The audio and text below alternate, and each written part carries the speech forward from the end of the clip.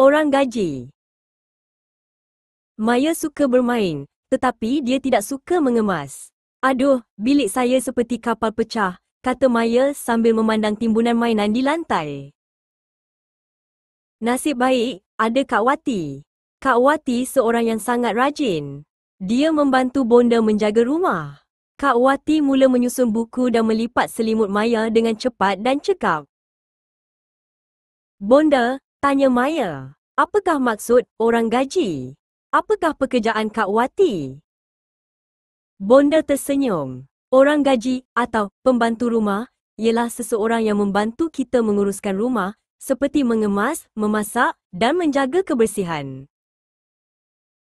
Mereka bekerja keras supaya kita dapat menjaga kebersihan rumah dan mempunyai masa untuk belajar dan bekerja. Kak Wati membantu keluarga kita setiap hari. Maya melihat biliknya yang bersih dan makanan kegemarannya di atas meja.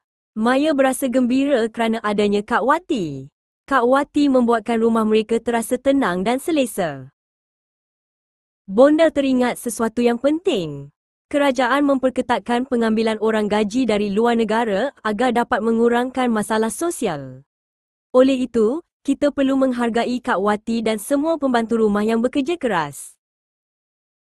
Maya faham, Kak Wati bukan hanya pembantu, tetapi juga sebahagian daripada pasukan penting yang menjaga kebahagiaan rumah mereka.